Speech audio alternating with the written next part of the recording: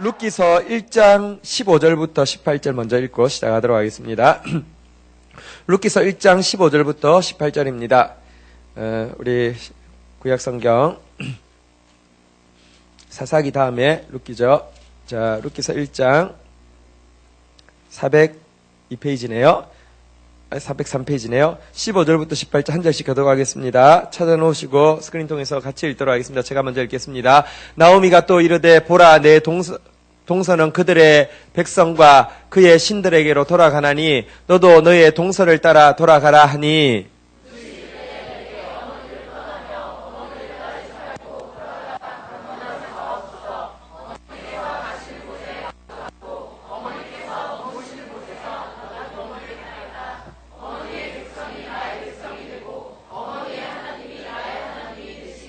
(17절) 어머니께서 죽으시는 곳에서 나도 죽어 거기 묻힐 것이라. 만일 내가 죽는 일 외에 어머니를 떠나면 여호와께서 내게 벌을 내리시고 더 내리시기를 원하나이다 하는지라. (18절) 같이 한번 읽도록 하겠습니다. 시작. 나오미가 룻이 자기와 함께 가기로 그의 결심함을 보고 그에게 말하기를 그치니라. 아멘. 예. 룻기서에서 가장 부각되는 인물은 이제 룻기서이기 때문에 룻이 맞습니다. 룻이 굉장히 똑똑한 여자인 것을 우리가 알 수 있습니다. 한번 따라하겠습니다. 답이 많으면 답이 아닙니다. 답에 목숨 거는 사람이 똑똑한 사람입니다. 룻은요, 진짜로 답이 뭔지 알았습니다. 하나님께로 가는 것입니다. 룻은요, 진짜 답에 목숨 걸었습니다. 어머니! 나는 어머니 가시는 곳에 갈 것이고, 16절, 어머니 머무르시는 곳에 머물 것이고, 어머니 백성이 나의 백성 될 것이고, 어머니 하나님 나의 하나님 될 것입니다. 17절, 어머니께서 죽으시는 곳에서 내가 죽어 거기 묻힐 것입니다. 만일 내가 죽는 일 외에 어머니를 떠나면 여호와께서 내게 벌을 내리시고 더 내리시기를 원하나이다. 다시 한번 따라하겠습니다. 답이 많으면 답이 아닙니다. 답에 목숨 거는 사람이 진짜 똑똑한 사람입니다. 여러분 속에 너무 답이 많습니다. 대부분이 답이 아닙니다. 많으면 일단 그건 무조건 답이 아닙니다. 이거 돼서 안 되면 이거 끼우고 안 되면 저거 빼고 그건 답 아니에요. 답은 하나입니다. 그리고 그 하나에 목숨 거는 사람이 진짜 똑똑한 사람입니다. 여러분 인생이 그렇게 길지 않습니다. 어릴 때부터 똑똑한 사람 되시기를 주의 이름으로 축원드립니다.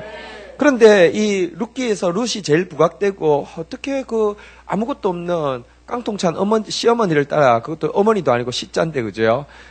따라갔을까? 참 대단한 여자야. 이렇게 이야기할 수 있지만, 조금 더 생각해보면 이유가 없었겠습니까? 그는 모압 여인입니다. 하나님에 대해서 알지도 못하고요. 그는 지금 가는 곳은 자기로 치면 이방 땅입니다. 남의 나라입니다. 그런데 그 시어머니를 따라가려고 이렇게 결단한 데에는 분명히 무언가 시어머니가 원인을 제공했기 때문입니다. 그렇지 않습니까? 그죠?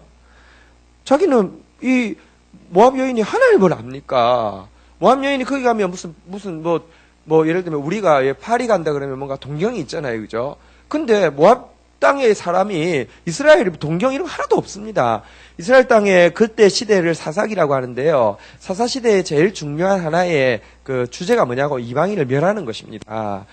상당히 위험한 곳입니다. 이렇게 동경이 있는 곳이 아닙니다. 그런데도 죽어도 따라가겠다고 하는 데는 무언가 나오미가 이유를 심은 것입니다. 나오미가 어떤 이유를 심었을까요?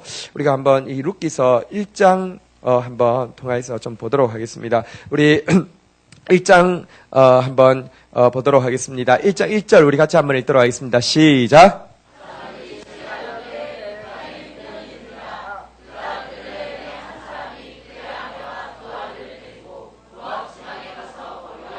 네, 우리 한번 옆 사람한테 이렇게 이야기합시다. 얍삽한 사람 되지 맙시다. 여러분, 수고해야 될 때, 힘들 때, 고난 같이 당해야 될 때 빠져나가는 사람 되면 안 됩니다. 세상에는요, 약은 사람이 똑똑한 사람이라고 이야기합니다. 아닙니다. 하나님이 살아계십니다. 하나님은 공의로우신 분이십니다. 근데 나오미의 남편이요, 아내와 두 아들을 데리고 살려고 흉년 들었다고 모압 땅으로 옮겼습니다. 여러분, 인생에 흉년이 있습니까? 없습니까? 있습니다. 하나님 믿으면 흉년이 있습니까? 없습니까? 더 많이 있습니다. 아브라함 때도 있었고, 이삭 때도 있었고, 야곱 때도 있습니다. 그러나 그 흉년은 하나님이 주관하고 있습니다. 그러나 그 흉년을 통해서 하나님이 하시고자 하시는 일이 있습니다. 여러분, 얍삽하게 계산해가지고요, 좋을 때 하나님이고 나쁠 때 이렇게 금방 이렇게 이렇게 내 힘들 때 하나님 찾다가 좋으면 하나님 떠나거나 혹은 이렇게 내가 힘들 때 하나님한테 의지하고 있지 않고 이렇게 또 이렇게 세상 의지하고 이런 사람 되지 마시고요. 여러분들이 마음을 정했으면, 여러분들이 이 안에서 진리를 발견했으면 그 안에 뿌리를 박고 그 안에서 세움을 입을 때까지 여러분들 그 자리를 지키는 여러분들 되시기를 주의 이름으로 축원드립니다. 자, 이렇게 해서 이제 옮겼는데요. 옮기면 어떤 일이 있을까요? 옮기면 제일 처음에 좋을까요? 안 좋을까요? 여러분, 여호와 일에도 있지만 사탄 일에도 있습니다. 아시나요? 사탄도요, 하나님 답 반대로 가면 반드시 도와줍니다. 요나서에 보면요, 요나가, 니느웨로 가라고 했는데 다시스로 갔습니다. 다시스로 가려고 갔더니 뭐가 있었어요? 마침 배가 출발하려고 다시스 가는 배가 딱 준비되어 있어요. 그러니까 뭐라고 외쳤겠어요? 여호와 이래 이렇게 했지만 그건 사실 여호와가 준비한 거 아니죠. 사탄이 이제 준비한 것이죠. 여호와 이래가 사단도 이래가 있다니까요. 여러분 여기 신약 성경에도 보면요, 바울이요 이제 로마로 호송되어서 갈 때에 선장에게 이야기합니다. 지금은 가지 마십시오. 하나님께서 제게 말씀하셨습니다. 지금은 그냥 여기서 이 항구에서 겨울을 지나는 것이 좋다고 이야기했습니다. 그러니까 콧방귀 끼죠. 왜냐하면 죄수 주제에 그러고 근데 선장 이야기 들어보니까 무슨 말이냐고, 충분하다고, 아직까지 유로굴라라는 태풍 오려고 하면 시간이 있다고. 그래서 배를 딱 띄우니까 사단이 도와줘요, 안 도와줘요? 도와줘요. 순풍이 불어가지고요, 배가 잘 나가요. 근데 문제는요, 사단은 잠시 도와줍니다. 그러니까 말초적인 이렇게 도움을 줍니다. 그것에 중독되어서 자꾸 가지만요. 문제는요. 한번 따라, 우리말에 이런 말이 있습니다. 10년이면 강산이 변한다는 말이 있는데요. 한번 따라하겠습니다. 10년이면 진리가 드러납니다. 4절 한번 보시죠. 한번 4절 한번 보겠습니다. 같이 한번 읽도록 하겠습니다. 시작.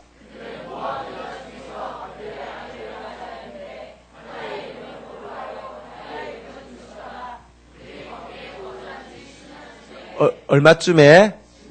10년쯤에 어떤 일이 일어났냐고 하면요. 그러니까 10년 안에 남편 죽고, 이제 두 아들이, 이 며느리들은 받고 나서는 두 아들이 다 죽었습니다. 10년이면 깨끗하게 끝납니다.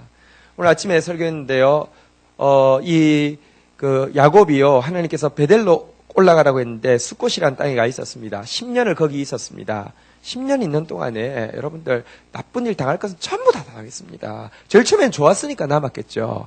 여러분들 하나님 말씀 진리는 반드시 그대로 될 것입니다. 진짜 10년이면 그대로 될 것입니다. 저는 진짜 이 10년이면 강산이 변한다는 사실을 정말로 느낍니다. 제가 GT 일을 시작했습니다. 10년이 되었습니다. 10년 될 때까지 저는 월급이 없었습니다. 우리 직원들은 한 30만 원도 주고 50만 원도 주고 그랬습니다. 10년 동안 사실 안 없어진 것만 해도 기적입니다. 근데 11년째 되는 해에 10년 11째 달 12째 때까지 아무 일이 없었는데 11년째 되던 해에 갑자기 풀리는 거예요.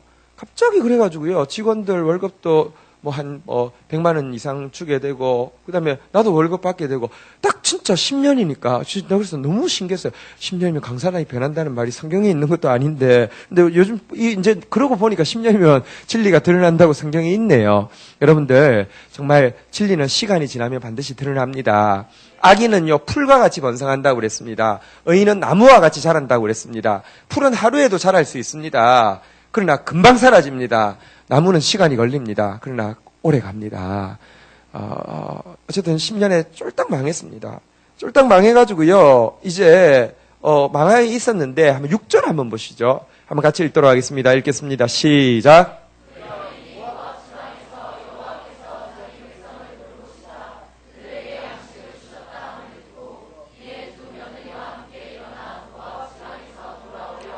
자, 이제 세 과부만 남았는데, 여호와께서 자기 백성을 돌아보시고 그들에게 양식을 주셨다 함을 들었다고 했습니다. 한번 물어봅시다. 그러면 10년쯤 지나서 하나님께서 이 예루살렘을 돌아보셨다는 소리를 들었다고 했는데, 이 말은 10년 동안 이스라엘 땅에 흉년이 있었다는 말일까요? 어떻게 생각하십니까? 아닙니다. 아닙니다. 그런 적 없습니다. 이게 뭐냐고 하면요. 내가요, 조금이라도 끈덕지가 있으면 하나님 말씀이 안 들립니다. 아직까지 지금 남편만 죽었고 두 아들이 있을 때, 첫째가 죽었고 둘째가 있을 때, 둘째가 죽었는데 집에 뭐가 먹을 게 남아있을 때 안 들린다니까요. 그런데 때가 되니까 들리는 겁니다. 여러분들, 오늘이 여러분의 때가 되시기를 주의 이름으로 축원드립니다. 이상합니다. 내가 지금 말씀을 선포하지만 지금 바로 오늘 여러분의 때가 되어서 들리는 사람이 있는가 하면요.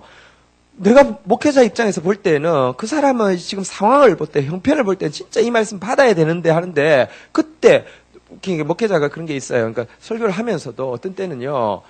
진짜 이 말씀은 딱 그 사람 말씀인데 진짜 이 말씀 받으면 살아나는데 이렇게 떠오르는 사람이 있단 말이에요. 근데 놀라운 것은 그 사람들이 그 설교 들을 때 다른 사람 전부 다 눈물 흘리고 막 은혜를 받고 있는데 어떤 의미에서 그 사람들은 안 받아도 될 것 같은데 은혜 받고 있는데 딱 당사자, 내가 생각한 당사자는 졸고 있는 경우가 굉장히 많더란 말입니다. 그래서 이상하다. 상황으로 보면 마치 맞춤 설교처럼 자기한테 지금 하고 있는 이야기인데 내가 의도한 건 아니지만 그럴 수가 있잖아요. 그죠? 근데 그 사람이 졸고 있는 경우를 너무 많이 봤어요. 이게 신비입니다. 때가 돼야 들리는 겁니다. 때가 언제인 줄 아십니까? 겸손하면 날마다 때입니다. 한번 따라하겠습니다. 날마다 때입니다. 제발 그런 사람 되시기를 바랍니다. 있는 사람은 가져 풍족하게 되고 없는 사람은 그 있는 것까지도 빼앗기려 그랬는데 지금도 졸고 있는 사람이 있습니다. 신나게 졸고 있는 사람이 있습니다. 우성아, 너 오늘 식도를 막고 기도를 열겠습니다. 그래 놓고는 졸면 어떻게 하니? 너 지금 벌써부터 밥 안 먹을 생각하니 힘이 빠져가지고 지금 막 실신한 거니? 야! 정신 차리자. 우성이 말 한번 세 번 하도록 하자. 시작! 예. 저렇게 잘 생겨가지고, 기도해야죠. 자, 딱 눈 뜨고. 자, 그 외에도 한 명 지금 눈 감고 있습니다. 자, 눈 뜨세요. 어쩌노? 예. 눈 계속 감고 있습니다. 지금 전혀 때가 안 됐습니다. 자, 옆에 눈 감은 사람 있으면 꼬집어 주세요. 내가 무한할까 봐서 안 볼 테니까 꼬집어 주세요. 때가 돼야지 들리는 겁니다. 근데 날마다 여러분 때가 되시기를 바랍니다. 진짜. 여러분, 제일 지혜로운 사람, 하나님 말씀이 잘 들리는 사람이에요. 근데 그제서야 들렸어요. 여러분, 이게 근데 이 들린다는 것은요, 보통 일이 아닙니다. 들리면 믿어집니다. 믿어지면 주께서 책임집니다. 못 듣는 게 제일 큰 문제입니다. 보면 믿어집니다. 믿어지면 주님 책임지십니다. 못 보는 게 제일 문제입니다. 근데 여러분 못 듣잖아. 못 보잖아. 지금 여러분의 문제는 취업의 문제, 이렇게 남자친구, 여자친구 문제, 회사 이렇게 급여의 문제가 아니에요. 진리를 보느냐, 보지 못하느냐, 듣느냐, 듣지 못하느냐의 문제예요. 제발 여러분들 정말 보고 듣는 사람 되시기를 주의 이름으로 축원드립니다. 보였습니다. 들렸습니다. 하나님 은혜죠. 근데 이때 나오미가 했던 이야기를 보면 평소에 나오미가 룻에게 무엇을 심고 있었는지, 미래를 여는 고백이 무엇이었는지를 다 추측해 볼 수 있는 나오미의 말들이 있습니다. 한번 좀 살펴보도록 하겠습니다. 8절 9절에 보면 나오미가 했던 말이 있는데요. 한번 좀 보도록 하겠는데 우리 같이 한번 읽을까요? 같이 읽겠습니다. 시작. 나오미가 두 며느리에게 이르되 너희는 각기 너희 어머니의 집으로 돌아가라. 너희가 죽은 자들과 나를 선대한 것 같이 여호와께서 너희를 선대하시기를 원하며 9절도 읽겠습니다. 여호와께서 너희에게 허락하사 각기 남편의 집에서 위로를 받게 하시기를 원하노라 하고 그들에게 입맞춤에 그들이 소리를 높여 울며. 자, 이 나오미의 말 속에서 그의 고백 속에서 미래를 여는 고백이 무엇이었는지를 좀 살펴보려고 하는데요. 8절에 보시면요. 여러분들 8절 9절에서 지금 좀 반복되어지고 있는 단어가 한 가지 있는데 뭐겠습니까? 한번 따라하겠습니다. 여호와께서 너희를 선대하시기를 원하며. 자, 9절로 한번 넘어가 보겠습니다. 여호와께서 너희에게 허락하사 위로받게 하시기를 원하노라. 여기서 한번 좀 두 가지를 생각해 보겠는데, 여러분들 이 시월드인데, 진짜 시어머니하고 지금 이제 며느리 둘이만 남았는데요. 이 시월드 참사가 아니고요. 분위기로 봐서 며느리들에게 이 그 시어머니의 말투를 봐서 지금 되게 감사하는 말투입니까? 아니면 쌓인 게 많아서 떨어내려고 하는 말투입니까? 되게 감사하는 말투인 것을 알 수 있죠. 그죠? 너희가 죽은 자와, 그러니까 자기 남편들, 또 시아버지와 나에게 너희 선대했다. 이렇게 이야기하면서 하나님이 여호와께서 너희를 또 위로해 주시기를 원한다. 여기서 보면요. 일단은 그의 입에서 감사의 고백이 평소에도 있었던 것을 알 수 있습니다. 또 한 가지는 여호와께서 다시 말하면 그의 입에 여호와가 붙어 있는데요. 여호와의 주권에 대해서 여호와께서 허락하셔야 된다는 겁니다. 여호와께서 선대하셔야 된다는 것입니다. 여호와를 지금 앞세우고 있고 여호와의 주권을 앞세우고 있는 것을 우리가 보게 됩니다. 평소에 그가 했던 말을 유추해 볼 수 있습니다. 또 한 가지 이러면서 돌아가라고 하니까요.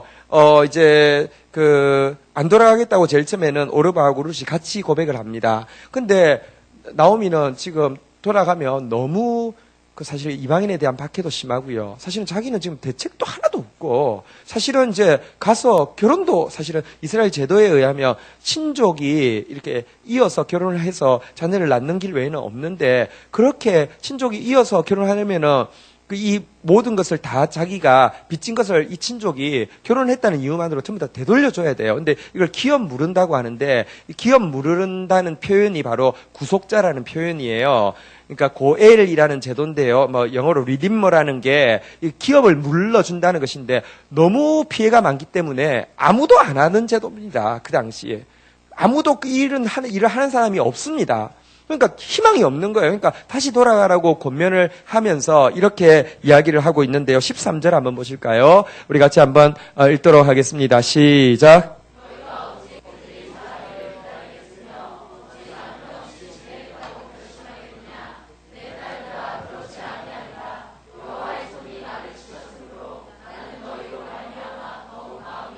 야, 너희들 돌아가봤자 기업 물을 사람 아무도 없다. 한 가지 방법은 내가 아이를 낳아서 걔가 커서 걔 클 때까지 기다렸다가 결혼하는 수밖에 없는데 그 말도 안 되지 않느냐. 여호와의 손이 나를 치셨으므로 나는 너희로 말미암아 더욱 마음이 아프도다.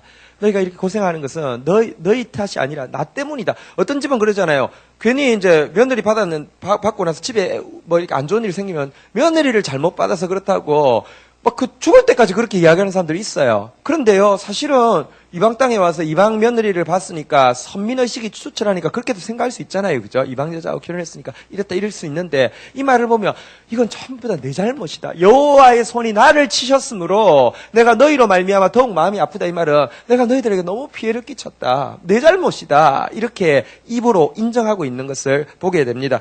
이것을 유추해서 보면 나오미가 평소에 했던 말을 우리가 한번 유추해 볼 수 있는데요.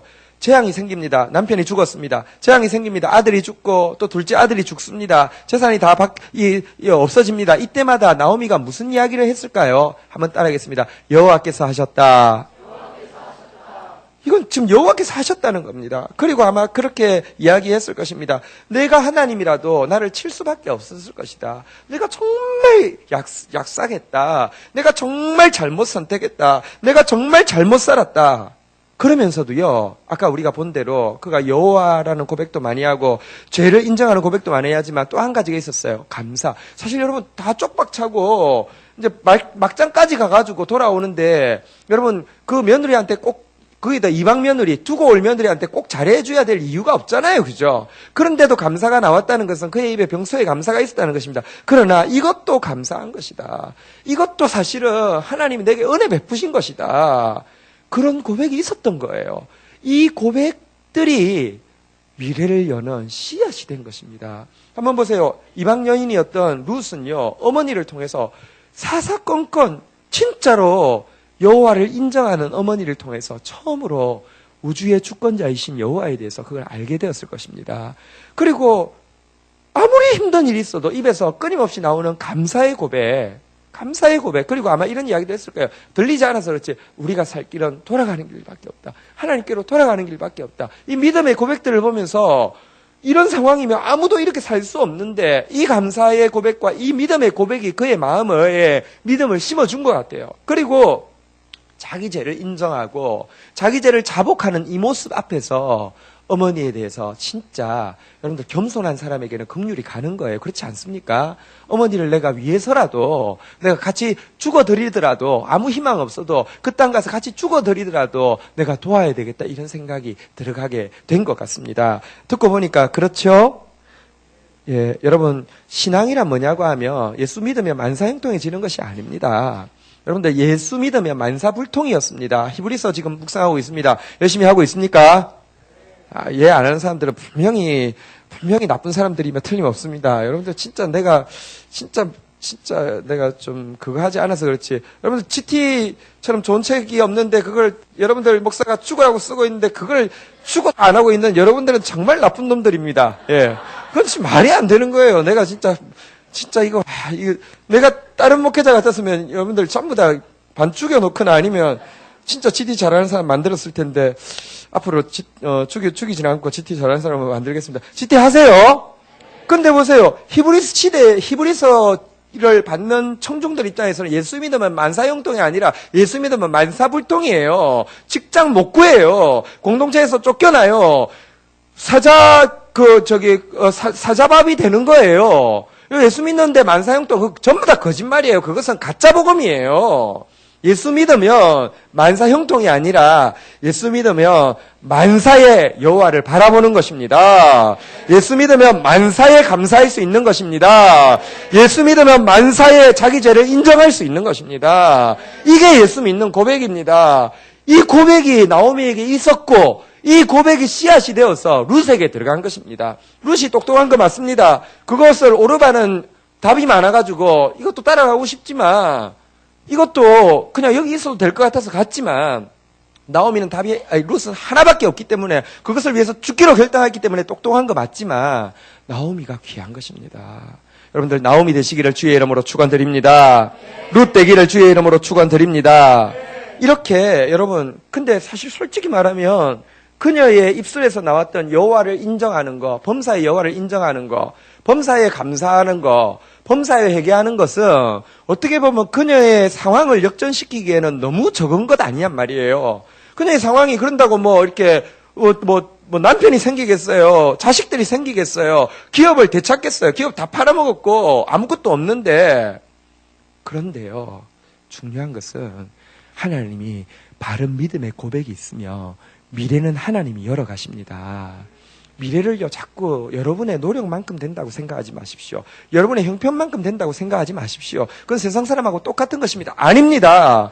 하나님은 온 세계를 둘러보시면서 바른 믿음의 고백을 가진 사람을 찾고 있습니다. 그 고백을 기억하십니다. 그리고 그 고백 때문에 미래를 하나님이 열어가십니다. 미래를 열어가시는데 어떻게 열어가십니까? 룻기 그래서 돌아옵니다. 둘이 돌아왔는데 신비한 일입니다. 룻기 1장 22절 한번 보시겠습니다. 같이 한번 읽도록 하겠습니다. 읽겠습니다. 시작.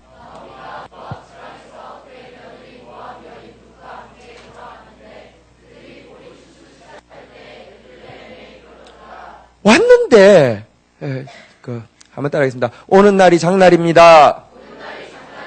오늘이 내 때입니다. 왔더니 보리추수 딱 시작할 때 딱 도착했어요. 하나님의 섭리입니다. 여러분들 고백은 내가 하고요. 준비는 하나님이 하십니다. 안 되겠다 이제 가자. 귀에 들려서 대책 없이 왔더니 딱 보리추수를 시작할 때가 되었습니다. 그래가지고요. 이 룻이요 또 귀해요. 여러분들 자매들은 여러분들 여기 현숙한 여인의 노래 잠언 31장에도 나오는데요. 근데 현숙한 여인의 대명사가 룻입니다. 룻이 그 땅에 돌아왔을 때예요. 사실은 어떤 의미에서는 보십시오. 룻이 이방 땅에서 물도 안 묻히고 자란 여인일 수도 있습니다. 여러분 보시면 제3세계에서 노동자로 오신 분들, 근데 그분들 이야기 들어보면 다 맞는지는 모르지만 다 거기서는 꽤 이렇게 좋은 교육을 받고 괜찮은 데 살고 있었다 이런 이야기들 해요. 그죠? 어떤 의미에서 이스라엘이 모압보다 나은 나라이기 때문에 여기서 내려갔으면요. 그 땅에서는 제일 괜찮은 며느리들 뽑았을 수 있어요. 그런데 지금 보세요. 이방인이고 말도 잘 안 통하죠. 게다가 사실은 사사시대이기 때문에 굉장히 멸시하거든요. 멸시받죠. 그럼 지금 또 자기는 처지도 부자가 아니라 지금 거지잖아요. 그죠?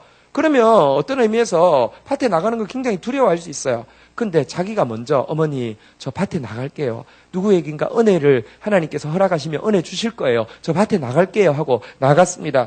나갔는데요. 여러분 한번 3절 한번 같이 읽도록 하겠습니다. 2장 3절 한번 같이 읽도록 하겠습니다. 시작.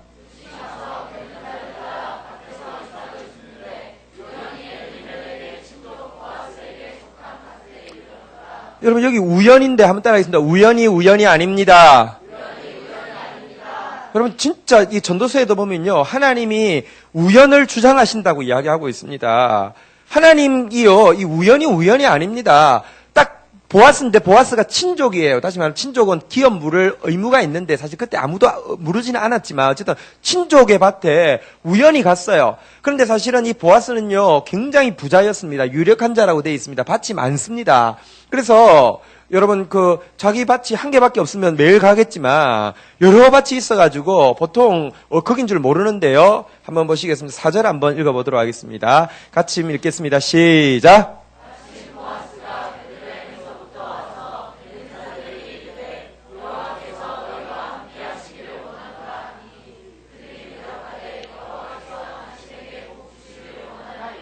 근데 바로 그때 마침 보아스가 거기에 왔다는 겁니다. 룻이 있는 밭에 왔다는 겁니다. 여러분, 진짜, 여러분, 우연히 마침 하나님이 역사를 주관하고 있는 겁니다. 근데 보아스를 한번 보십시오. 여기 보십시오. 보아스도 나오미에게 있던 고백이 있습니다. 여호와께서 너희에게 함께 하시기를 원하노라. 근데 그가 입에 발린 종교적인 상투어가 아닌 것을 알 수 있는 게 종들이 진짜로 그 보아스를 존경했던 것을 알 수 있습니다. 여호와께서 당신에게 복 주시기를 원하나이다. 진짜 믿음 있는 보아스의 밭에 들어갔습니다. 그리고는요, 결국 그 보아스가 기꺼이 기업을 무르기로 결정을 합니다. 근데 여러분, 사사시대에 모두 이방인들에 대해서 혐오하는데 왜 보아스에게는 그런 믿음이 생겼을까요? 이유가 있습니다. 우연이 아닙니다. 마태복음 1장에 보면 보아스의 족보가 나오는데요. 마태복음 1장 5절 한번 읽어보도록 하겠습니다. 같이 읽겠습니다. 시작.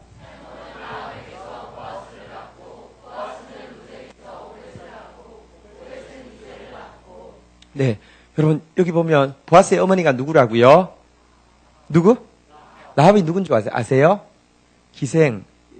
가난한 사람, 기생입니다. 살몬은 누굴까요? 살몬은, 연어를 이야기하는 게 아닙니다. 네. 살몬은, 살몬 누구냐고 하면, 여호수아가 2명의 정탐꾼을 보냈어요. 그런데, 라합이 숨겨졌잖아요. 그죠? 그 중에 한 명이 살몬이라고 유대 역사가들은 이제 공통적으로 보고 있습니다. 그 정탐꾼이요. 결혼을 해가지고, 아이를 낳은 것이 보아스입니다.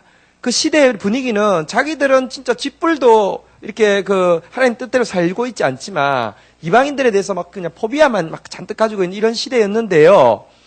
보아스는 자기 어머니가 이방인이지만 믿음을 가진 라합에게서 컸기 때문에 룻을 볼 때에 받아들일 수 있는 마음이 있었던 겁니다. 이건 누가 예비하신 것입니까? 하나님이 예비하신 거예요. 그게 우연이 아니란 말이에요.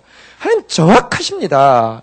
여러분들이 정확한 믿음의 고백만 있으면 하나님이 하셨다 이 고백만 정확하게 있으면 여러분들에게 진짜 여러분의 상황과 형편에 상관없이 무조건 감사하는 고백이 있으면 여러분들에게 진짜 남들이 뭐라고 이야기하든지 상관없이 내가 죄인이라고 혹시 내가 잘못하지 않았고 남이 더 잘못한 것 같아도 여러분 50보 100보예요. 우리 진짜 죄인이라니까요. 내가 죄인이라는 정확한 고백이 있으면 하나님이 미래를요 정확하게 열어가십니다. 미래를 내가 여는 것 아닙니다. 너무 많은 사람들이 여러분들 자꾸 하나님 앞에 기도할 때 내 미래 열어달라고 이야기합니다. 하나님이 그 말을 들을 때 너 왜 이렇게 건방지니? 너 왜 이렇게 월권하니? 미래를 여는 것은 내 손 안에 있다고. 너는 지금 내가 너에게 원하는 바른 고백만 하라고. 네가 하나님이냐? 네가 나를 지금 가르치려고 드느냐? 네가 내 카운셀러냐? 이야기하고 있습니다. 월권하지 않기를 바랍니다. 여러분들 미래를 열 수 있는 여러분의 진실한 고백, 다시 말하면 하나님이 하셨다고, 다시 말하면 하나님 이것도 감사하다고, 다시 말하면 내가 죄인이라고, 이 고백이 여러분에게 살아있는 사람들 되시기를 주의 이름으로 축원드립니다. 여러분 사실 우리 인생에 흉년이 다가옵니다. 이 흉년은요, 사실 내가 잘못해서 오는 것도 있지만 하나님께서 여러분들에게 미래를 열 만한 고백이 있는지를 찾는 테스트 시간과 마찬가지입니다. 이때 정말 여러분에게 미래를 여는 고백이 있어야 되는데요.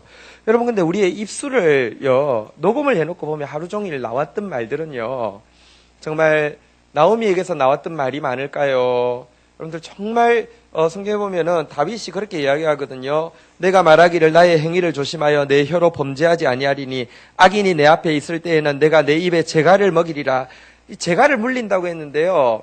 여러분들 다윗처럼 이렇게 아닌 말 나올 때는요. 아닌 상황에서 아닌 말 나올 때는 재갈을 물리고 있는지 아니면 아닌 사람 만나도 아닌 말도 얼마든지 듣고 아닌 말도 얼마든지 하고 여러분들 한번 여러분의 그 말을 여러분들이 한번 녹음을 해보신다고 하면 진짜 하나님이 맞는 정답의 고백보다 아닌 고백들이 훨씬 많은 걸 알 수 있을 거예요. 하나님 앞에 있을 때는 혹시 하나님 하셨어요, 감사합니다, 회개합니다 할 줄 모르지만 여기 나가면 누구 때문에 안 된다고 진짜 하나님 이럴 수가 있냐고 그리고 내가 무슨 잘못이 있는데 여러분 이런 고백들로 가득 차 있습니다. 여러분 우리 입에서는요 씨앗이 나옵니다. 이 씨앗은 이렇게 이 파편을 이야기하는 게 아닙니다. 이 씨앗은요, 진짜 합당한 채소의 씨앗도 있고요, 독초의 씨앗도 있습니다. 여러분, 합당한 채소, 열매 맺을 씨앗도 있고요, 가시와 엉겅퀴를 맺을 씨앗도 있습니다. 여러분이요, 한 말은요, 절대 없어지지 않습니다. 하나님은 마지막 심판 때 여러분 말로 심판한다고 되어 있습니다. 여러분이 아닌 말하면 그게 독초가 되어서요 자라고 있다니까요. 나중에 언젠가는 그 독초를 여러분이 뽑아야 돼요. 씨 뿌리는 건 쉽습니다. 일도 아닙니다. 장난입니다. 우리 집에 지금 이사를 하고 나서 봉지가 보니까 씨앗 봉지가 있어가지고 심는데 이렇게 하나하나 심으려고 하니까 귀찮아가지고 그냥 휙 뿌려버렸어요. 근데 장마철이 돼서 비가 하도 많이 와가지고요. 지금 가보니까 전부 다 싹이 다 났어요. 여러분 뿌리는 거는 쉽습니다. 근데요. 자란 거를 다시 뽑는 건 어렵습니다. 독초가 얼마나 쓴뿌리가 센지 아십니까? 여러분들이 지금 말 잘못한 것들이 하나님 앞에서 미래를 닫는 저주가 되어 있는 것들이 너무 많다는 것입니다. 여러분들 진짜 제 입에 재갈을 물리는 여러분들 되시기를 주의 이름으로 축원드립니다. 재갈을 물리는 것 굉장히 좋은 방법입니다. 일단은 말이 적어야 됩니다. 말 많은 사람은 무조건 여러분들 말이 많으면 죄도 많고요. 말이 많으면 실수도 많습니다. 여러분들 말 많은 사람 있으면 이 관계를 끊으시기 바랍니다. 옆 사람 한번 보세요. 내가 너하고 관계를 끊어야 될지 심각하게 고민이 된다 이렇게 하면 이야기하세요. 철이 날카롭게 합니다. 괜찮아. 안 괜찮아요. 여러분들 어쨌든 우리의 만남은 서로가 말이 줄어들게 하고 서로가 더 정답을 말하게 하고 서로가 더 감사하게 하고 서로가 더 회개하게 하고 서로가 더 하나님 바라보게 해야 되지. 만나면 세속적인 이야기하고 만나면 죄가 더 성해지고 만나면 불평이 많아지고 비교가 되고 그거는 좋은 만남이 아니에요. 그거는 저주의 만남이란 말이에요. 그래서 이거 아닌 걸 끊어야 되는 것도 중요한데 또 한 가지 적극적인 방법은요. 우리 입에서 찬양이 터져 나오게 해야 합니다. 다윗은요. 하나님 앞에 이렇게 고백합니다. 주를 찬송함과 주께 영광 돌림이 종일토록 내 입에 가득하리이다 이렇게 외치고 있습니다. 우리 같이 한번 읽도록 하겠습니다. 시작! 주를 찬송함과 주께 영광 돌림이 종일토록 내 입에 가득하리이다. 아멘! 이 고백이 여러분 고백 되시기를 바랍니다. 주를 찬송함과 주께 영광 돌림이 주님이 하셨다고 주님 선한 분이라고 주님 하실 거라고 내 형편이 내게 족하다고 하나님 감사합니다. 영광 돌림이 종일토록 내 입에 가득하리이다. 여러분 이게 이 성경에만 있는 게 아니라 여러분 삶의 고백이 되시기를 주의 이름으로 축원드립니다. 이게 어떻게 삶에 가득할 수 있을까요? 그 방법은요. 예배의 승리자가 되는 것입니다. 여러분들 사단은요 끊임없이 그 가라지를 뿌린다고 돼 있어요. 여러분 가만히 있어도 사단이 찾아와서 독초를 여러분에게도 심는다고. 왜냐하면 여러분 마음밭 자체가 사실은요 사단의 밭이기 때문에 그래요. 감당할 수가 없어요. 예배는 무엇이냐고 하면요. 예배는 주악에 맞추어서 묵상기도 드림으로 축도로 끝나는 게 예배가 아니라요. 예배는 영적 전투입니다. 하나님이 커 보여야 되는데 안 커 보이잖아요. 감사해야 되는데 불평이 더 많잖아요. 회개해야 되는데 난 잘났잖아요. 근데 하나님 앞에 서야지만 예배에서 막 싸워야지만 그제서야 하나님이 커 보입니다. 그제서야 감사할 수 있습니다. 감사하지 못하는 것은 감사할 일이 없어서가 아니라 여러분들이 예배에 실패했기 때문에 감사 안 하는 거예요. 진짜 예배의 승리자는 어떤 상황이 되어도 감사했습니다. 어떤 상황에서도 찬양했습니다. 여러분들이 회개하지 않는 것은 죄가 없어서가 아닙니다. 예배의 실패자이기 때문입니다. 내 모습을 못 보았기 때문에, 하나님의 음성이 안 들리기 때문에 회개하지 않는 것입니다. 예배의 승리자가 되셔야 합니다. 예배의 목숨 거는 우리 청년들 되시기를 주의 이름으로 축원드립니다. 지금 여러분들 공부를 위해서 목숨 거는 사람이 있습니다. 미래를 준비하기 위해서 목숨 거는 사람이 있으면 좋습니다. 괜찮습니다. 우리가 균형을 잊지 않아야 합니다. 하나님이 다 하셨다고 이야기하고 내가 아무것도 안 하는 거, 이것도 굉장히 큰 문제입니다. 내가 전부 다 하고 하나님을 그냥 형식으로 이렇게 두는 것도 문제입니다. 우리 진짜 삶은요, 하나님이 진짜 다 하신다고 고백하면서 하나님이 오늘이라고 주신 나의 날에 내가 해야 될 일에 최선을 다하고 있는 것이 우리가 해야 될 일입니다. 여러분들, 오늘 예배의 승리자 되시기를 주의 이름으로 축원드립니다. 우리가 시편 50편에 보면요, 15절에 보면 이 고백은 여러분이 잘 아시는 고백인데 한번 따라하겠습니다. 같이 읽겠습니다. 시작.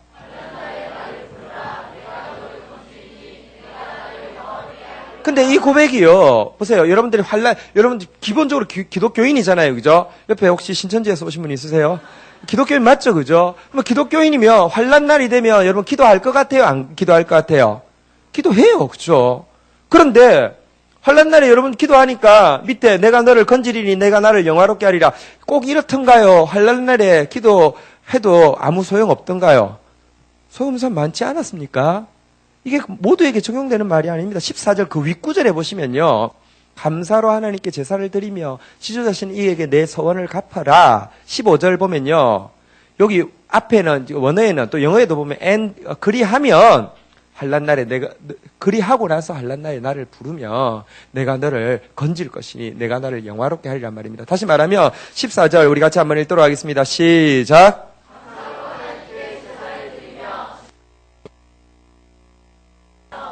예, 우리가 예배가 쌓여 있어야 된다는 거예요. 그러니까 나오미처럼 감사로 입술의 열매로 하나님께 예배드리고 하나님 앞에 소원을 갚고, 여러분 시편 50편에서 하나님은 이 시편 50편을 받는 환난 날에 나를 부르라 내가 너를 영화롭게 하리라고 한 사람들에 대해서 뭐라고 이야기하냐면 이러시에 나의 성도들을 내 앞에 모으라. 그들은 제사로 나와 언약한 이들이니라. 이렇게 이야기합니다. 그들은 제사 예배드리는 사람이라고 이야기합니다. 그들은에 대해서 이야기합니다. 나는 내 재물 때문에 너를 책망하지 아니하리니 내 번제가 항상 내 앞에 있음이로다. 그는 항상 예배드리는 사람이라고 이야기합니다. 예배자가 되어 있으면요, 여러분 진짜 예배자로 살아있으면요, 하나님께서 환난 날에 여러분을 도우신다는 것입니다. 하나님께서 여러분의 미래를 여신다는 것입니다. 미래를 위한 최고의 준비는 예배 준비입니다. 예배하라는 것이 물론 꼭 여기 교회에 매일 와서 예배하라는 것은 아닙니다. 여러분의 개인의 자리에서도 예배할 수 있습니다. 그러나 또 이제 모여서 예배할 수도 있고요. 어떻게든지 여러분을 쳐서 복종시켜서 하나님 앞에 나아가는데, 한번 보세요. 여러분들이 항상 자기 앞에 있다니까요. 자기 생각에 완전히 빠져 있고요. 세상 앞에 있다니까요. 제가 여기 헤리티지 그 친구들 그 성경 공부 시간에 가서 한번 조사를 했습니다. 하루에 1시간 이상 기도하는 사람 손 들어보라고 했는데 2명인가 손을 들었는데, 사실은 이제 잘 모르겠습니다. 근데요, 제가 이제 인터넷 조사를 했습니다. 인터넷 TV에서 한번 해보자 해서 1시간, 2시간, 3시간, 4시간, 5시간, 계속 있더라고요. 6시간, 7시간, 8시간 했는데, 8시간, 9시간, 10시간 지나도 2명이 남았어요. 그래서 니네들은 몇 시간 하냐? 그러니까 자는 시간 빼고는 다 해요. 그래서 자는 시간, 빼면은 넌 몇 시간 자냐? 저는 하루에 4시간 자요. 그래서 이제 7시간 자는데, 걔도 나도 자는 시간 빼놓고 다 해요 했는데 7시간 자는 애가 졌어요. 4시간 자는 애가 이겼어요. 그래서 내가 너 컴퓨터 프로그래머냐? 그러니까 아니더라고요. 아무 상관없더라고요. 여러분, 진짜 하루 종일 세상 앞에 있고요. 하루 종일 자기 연민, 자기 생각에 빠져 있는데 한 번도 주님 앞에 서 있는 시간이요, 1시간도 안 넘으면서 어떻게 내가 진짜로 이 나오미 같은 미래를 여는 바른 고백이 나올 수가 있겠어요? 나오면 욕 나오는 거고, 나오면 불평 나오는 거고, 나오면 음란 배설 나오는 거고, 그럴 수밖에 없는 거예요. 당신이 먹고 있는 게 당신이에요. 내가 지금 섭취하고 있는 게 전부 다 그런 것만 섭취하고 있으면 그게 당신이라니까요. 말씀이 있습니까? 기도가 있습니까? 예배가 있습니까? 목사도 어쩔 수 없어요. 저도요. 내가 하나님 앞에 예배에 목숨 걸고 있지 않으면 내 속에 나오는 건 죄밖에 없고 내 속에 들어오는 것도 죄밖에 없어요. 지금 하나님 앞에서 예배 드리는데 이렇게 최선을 다하고 있으니까 조금 이렇게 이런 부분들이 덜해지고 하루에 제가 녹음을 해놓고 봐도 아닌 말 안 하고 말수 줄어들고 비판할 거 비판 덜하고 그리고 조금 더 긍정적으로 이야기하고 믿음의 이야기를 하고 진짜 감사하고요. 생각만 해도 회개할 때마다 눈물이 나고요. 어떻게 나 같은 자를 살려뒀을까? 어떻게 나 같은 자를 쓰려고 하실까? 말도 안 되는 일이에요. 여러분, 최고의 미래의 준비는요. 여러분 뭐 학업의 준비, 상황의 준비가 아니라 예배의 준비입니다. 진짜 나오미의 고백이 다윗의 고백이 하나님 아닌 것 앞에서는 제가 재갈을 물리겠습니다. 그리고 나는 종일 주를 찬송하겠습니다. 주를 찬양함이 내 입에 가득하게 하겠습니다. 이 고백이 여러분 것 되시기를 주의 이름으로 축원드립니다. 우리 같이 한번 주님 앞에 나가서 같이 한번 기도하겠는데요. 이 시간 믿음의 고백이 여러분들에게 이